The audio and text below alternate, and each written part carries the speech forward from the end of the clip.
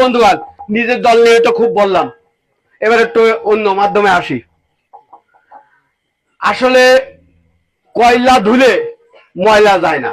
আমরা তো 17 বছর অত্যাচারিত হয়েছি, কিন্তু আমাদের একটা সঙ্গী ছিল 91 সালে আমাদের সঙ্গে জোট বেঁধে অনলি 3টে আসন পাইছিল জোটের ঠেলায়।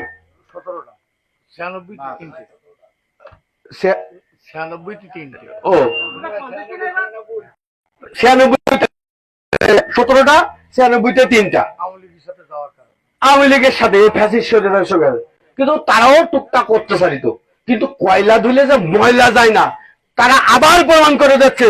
তারা সেই 71-এর দোষর, এই বাংলাদেশের দোষর, এই ইসলামের দোষর, আমার আপনার দোষর।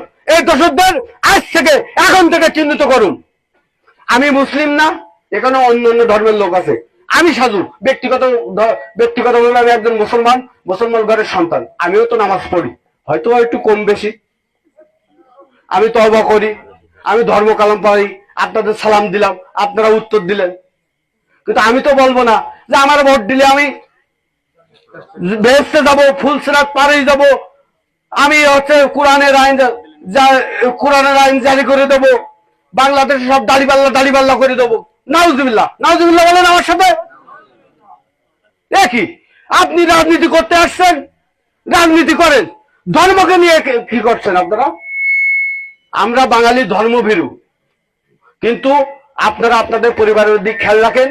এরা সম্পূর্ণ এই বাংলাদেশে আল্লাহর গজব নাযিল করার জন্য এই ধর্ম ব্যবসা শুরু করেছে। এদের যে কথাবার্তা গুলো আপনারা মানুষকে বুঝান, বলেন। আজকে এক চিটার, নাম বলবো না, সে চিটার বলছে সেই শেখ হাসিনার মতন, এক হাতে আমার সার্টিফিকেট আর এক হাতে আমার চাকরি, এই আমার 10 টাকা চালির গল্প শুনছে। তোরা বাংলাদেশের 3 ডিসিডির মালিক না, তোরা এক হাতে চাকরি দিচ্ছি কি করি? জানি তোরা সিটারি বাটপারি করি, সাহেব তলে, আওয়ামী লীগের সাহেব তলে, মহিলার তলে থেকে তোরা 2-1টা জায়গার বড় বড় অফিস আদালত আছে, আতাত করিবে। এগুলো মানুষকে বুঝান। সেই দাড়িওয়ালা বড় বড় টুপিওয়ালা বেরোচ্ছে আওয়ামী লীগের সাথে থেকে, আমি অমুক নেতা, আমি তমুক নেতা, আমি বিশাল অত্যাচারিত অমুক তমুক। নাউজুবিল্লাহ। আপনি আজ থেকে আমাদের মা বোনকে বুঝান। আপনারা মুখ পোড়া হনুমান দেখেছেন না? দেখেছেন আপনারা মুখ পোড়া? আপনাদের দিকে আসে না, বর্ডারের দিকে আসে না? তা মুখ পোড়া হনুমান দেখতে ভালো লাগে, কিন্তু এরকম করে দাঁত খিচুনি বলে ভালো লাগবে না। তাই এই দাঁত খিচুনি থেকে পরিত্রাণ পেতে হলে আপনারা বাংলাদেশ জাতীয়বাদী দলের পতাকা তলে আসুন।